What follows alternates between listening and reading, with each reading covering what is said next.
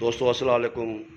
जी तुम इन वक्त साता पेट्रोल पंप ते मौजूद आया जिते साईं डॉक्टर मरहूम मसूद अहमद सहतो जो फर्जंद हसान सहतो मौजूद है।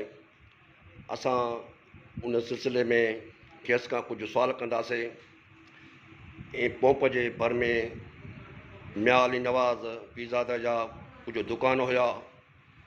उहे दुकान साईं जिन राति जेको आहे सो रेवेन्यू पुलिस वकील ऐं ॿियनि आला ऑफिसरनि जी मौजूदगीअ में जेके संदसि हिसे में आया 50 फुट दुकान उहे साईं जिन ठाराए छॾिया आहिनि। अचो त खेसि खां इन सिलसिले में वधीक पाण खां मालूमात वठूं। साईं असांखे ॿुधायो दुकान जे बारे में। हीअ जेके दुकानदार तव्हां ठाराया आहिनि पुलिस रेवेन्यू ऐं ॿियनि ऑफिसरनि जे मौजूदगीअ में उन बारे में तव्हां असांखे थोरो आगाह करियो।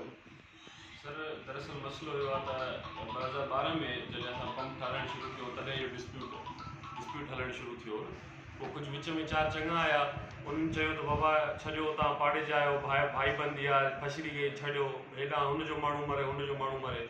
असां हथु कयोसीं, उहो इलाही साल जेको आहे ख़ाली प्लाट पियो। असांजो इहा ई ॻाल्हि थी त बाबा न उन टुकरे ते अॻियां पार्टी कुझु कमु कंदी न, असां पार्टी असां चुप हुआसीं, कुझु बि न कयो।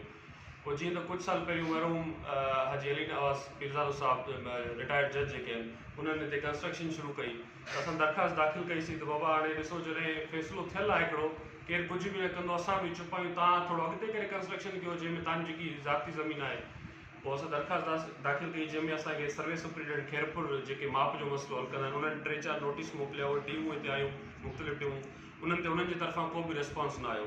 उन्हनि असांखे पंहिंजी जेको आहे माप करे ॾिनी जंहिंमें उन्हनि जो हिसो उन्हनि खे असांजो हिसो उन्हनि मेंशन कयो त असांखे तक़रीबन असांजे पंप खां 50 फुट ऐं टोटल असांजा 11,000 ऐं कुझु 100 फुट रहंदा उहे, मतिलबु उहे असांजे हक़ में अचनि था जेके असां। ठीकु आहे, उहो असां पोइ कोशिशि कयोसीं त हाणे DC ॾे SP ॾे वियासीं त बाबा असांखे हाणे पंहिंजो कब्ज़ो वठाए ॾियो। त छा थियो जो हुननि वरी पोइ मरहूम जे खां पोइ हुनजे पुटनि जेको आहे सो जेको ज़ीशान ऐं रिज़वान आहिनि उन्हनि पाण ई मेरापुर में असांखे सिविल सूट दाख़िल कयो इन जे ख़िलाफ़ त पंप इलीगल आहे, गैर क़ानूनी आहे ऐं कब्ज़े जे प्लाट ते आहे। पोइ उहो कुझु ॾींहं पहिरियों असांजे हक़ में कोर्ट सभु फ़ैसिलो ॾिनो आहे। उन में कोर्ट इहो ॿुधायो आहे त पंप जो हिन में को मसइलो कोन्हे, पंप पंहिंजो हक़ी आहे ऐं मसइलो ॿिन्ही पार्टियुनि जो माप जो मसइलो आहे, कंहिंजो को कब्ज़ो कोन्हे, माप जो मसइलो आहे। ऐं जॾहिं माप थियल आहे त कोर्ट सगोरी मथे जेको आहे सो हिननि खे लिखियो पुलिस खे रेवेन्यू वारनि खे त बाबा तव्हां हल कयो।